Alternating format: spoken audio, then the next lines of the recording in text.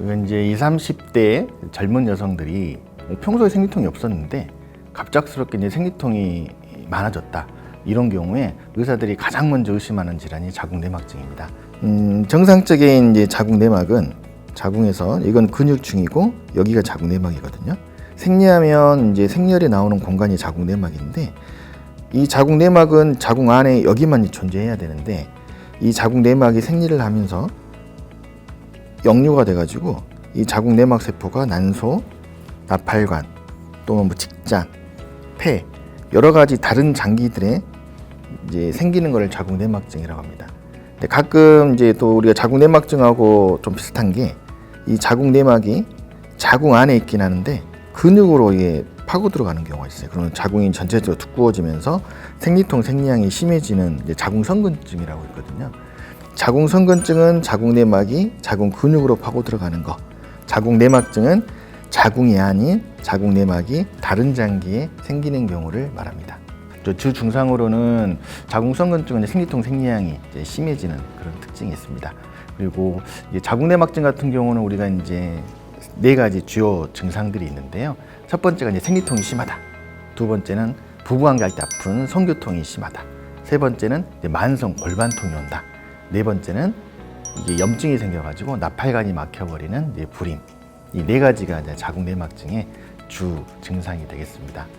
보통 자궁내막증 같은 경우는 일반적으로 유병률이 어떻게 되냐면 가임기 여성들의 한 10% 정도 된다고 알려져 있거든요.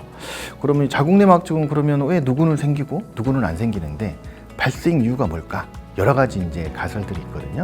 뭐 여러 가지 가설 중에 월경혈이 역류가 돼서 착상되는 이유, 그 다음에 뭐 혈액이나 인프관을 통해서 이동하는 거, 또 직접적인 전파, 또 면역학적인 요인, 유전적인 요인, 환경적인 요인, 여러 가지 이제 가설들이 있어요.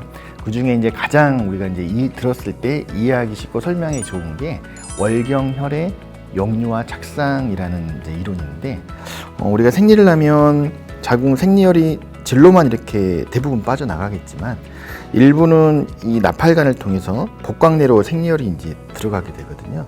그럼 생리혈이 이제 배 안으로 이제 들어가게 되면 보통 사람들 같은 경우는 이제 면역 체계에 의해서 이 생리혈은 다 흡수가 돼서 없어지는데 어떤 면역 체계에 어떤 이상이 생겼을 경우에 이 자궁내막 세포가 다 제거되지 못하고 어떤 뭐 직장, 자궁 난소, 나팔관 이런 데 이제 착상을 하게 된다. 이제 그런 이제 이론이 이제 월경혈의 역류와 착상이라는 원리고요.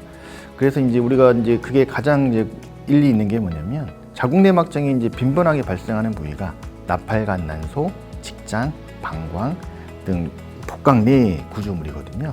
그래서 뭐 이 이론으로 이제 대부분 설명이 되지만 이제 이걸로 설명되지 않는 게 우리가 뭐 생리할 때 되면 갑자기 이제 피를 토하는 이제 그런 폐 자궁내막증이 생기는 경우가 있어요.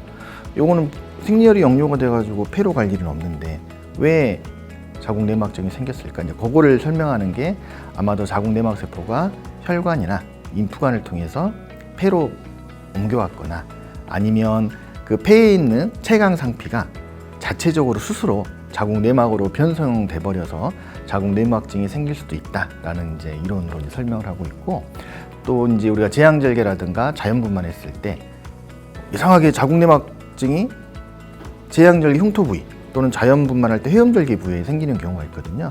이제 그런 경우는 우리가 이제 분만하거나 수술할 때 자궁내막 조직이 직접적으로 그 조직으로 착상되지 않았을까, 이제 그렇게 이제 설명을 하고 있고요. 또 이제 면역 체계가 되게 이제 떨어지신 분들이 아마도 많이 생기지 않냐라는 것과 또 자매나 뭐 일란성 쌍둥이 같은 경우에 더 유병률이 높기 때문에 유전적인 요인도 어느 정도 있지 않냐라는 생각을 하고 있습니다.